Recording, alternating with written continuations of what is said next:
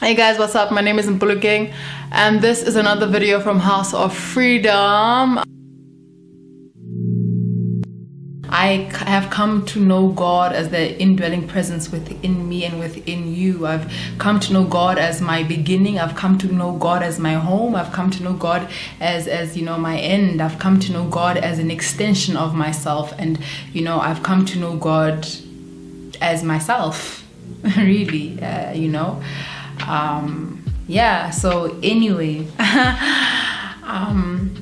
when the presence of God was asked, "What shall I call you?" God said to Moses, "Call me I am that I am." Just call me I am. And I am is an experience, because you have to experience something in order to call it something. And what God was saying to Moses was that, Moses, don't restrict me and don't confine me to an identity or to an idea or to a singular experience. I am vast.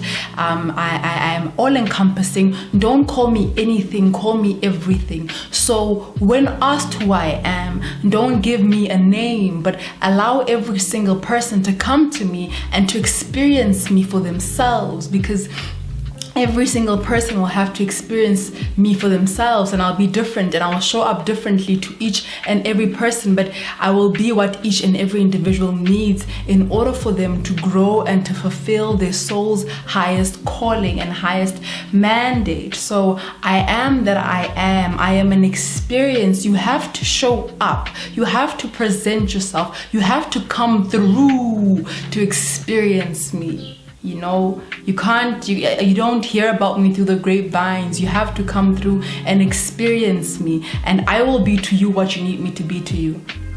And you can't be comparing experiences, because no two people need the same thing at the same time. Okay, so like I said, I define God as this presence within myself, and as He is, so am I here on earth. If God says, don't call me anything, if God says, don't box me lest you make me a liar, just call me I am, call me the ultimate experience, then why don't we approach and treat ourselves the same way? Why don't we know that we too are what we are, that you too are the I am that is the I am, that you too are the becoming, that you too are the ever-changing, that you too are the ultimate experience.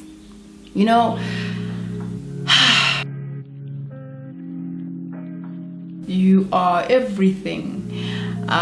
Many times we come to ourselves with a lot of judgments and expectations, and that is because we consistently and continually expect of ourselves to keep experiencing the same thing about ourselves.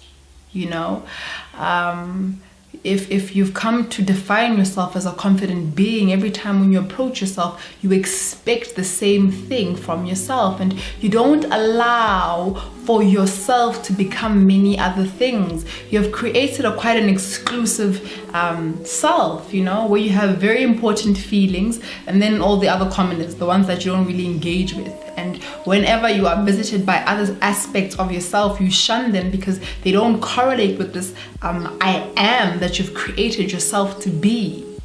There's a reason why God says, I am that I am. I am an experience. Many times we don't show up to experience ourselves, but we approach ourselves with assumption. You find yourself in a situation and already you don't want to experience how you're feeling in that situation. You know how you should be feeling. I should be in love. And then you deny what you're really feeling is that in this moment, all I want to do is run away from this human being. But no. But you know what you should be feeling, in love. Or I should be happy, but I feel sad. So what do? You shun the sadness. You go, bad sadness. I should be happy, and I'm gonna be happy. And then you really just aren't happy, but you're now faking to be happy, and oh my God, and then it becomes disastrous. Now you're sad because you're sad, and because you're sad because you're sad, and you're sad because you can't get happy. Now you're sad 3 times more because you just can't accept that, oh, okay, cool, in this moment, the I amness that I am is experiencing sadness, and that's okay. Like, it's okay to be what I am in every moment. I am means you are becoming, you are evolving in every single moment. And if you come towards yourself expecting the same experience, you will be miserable and you will always be utterly and bitterly disappointed. You know, God says that I don't change. And that's very powerful, because let me ask the reason. What's the one thing that doesn't change? It's change, right? The only consistent thing in this world is change. And so if God says I don't change, then that means what? That God is the change, right? That God is the great change. And that's why he doesn't change, because it is the change. And many times in our lives, when we deny ourselves the experience of the present moment with ourselves, when you deny what you're feeling in every moment because you deem it to be wrong or, inappropriate, what you're doing is you deny yourself the experience of God. You deny yourself the experience of God. You are nothing to change. You are everything to accept. Many times our strife and our pain comes from the fact that we can't accept what we are in a moment. If we are constantly trying to work hard and I'm working my ass off to change myself, as opposed to I'm working my ass off to just accept myself and go, this is what it is, yo. It's where I'm at, it's who I am in this moment. It's changing. Like, look back on yourself 5 years ago. You are not the same person that you are right now. But you are, sort of. But you've just fallen deeper and deeper into yourself, because you're not really changing. You're just coming to know yourself on a deeper level. You're just revealing more and more about yourself. And so you have to now approach yourself with curiosity.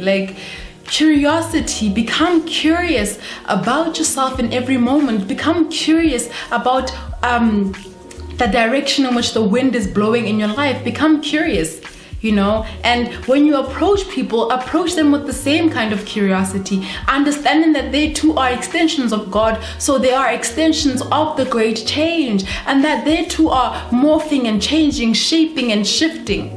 They are becoming all the time. And if we allow ourselves to become all the time, that means we allow God. And so that means we allow the utmost stillness and the utmost power to run through us. And once we allow that, that's when we can be of real service to each other, because we're all standing in our individual truths. And when we encounter each other, we can give each other exactly what we need.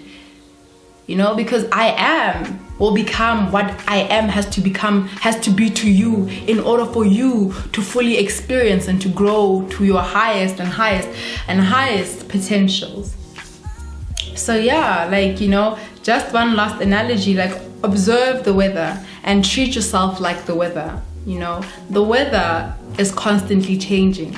You can't make any assumptions about the weather. It could be hot as hell right now, but you can't make an assumption that it's going to be hot the next day. You can't. You can't. You'll be so disappointed. It was so hot yesterday, motherfucker. And it's cold and it's raining all the time.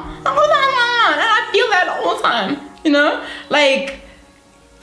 The weather sucks sometimes, because it's you have to show up for the weather. The weather is constantly changing. It's constantly experiencing itself, man.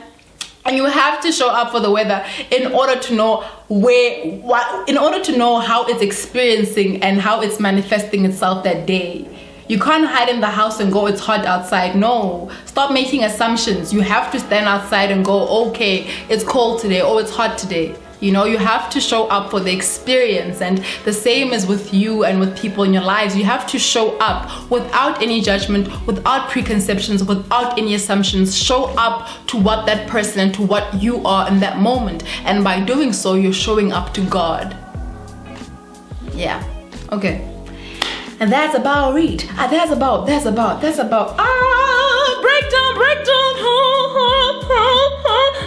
Okay, my name is Mpolo Gang. Thank you so much for watching. That's an experience right there. Bye.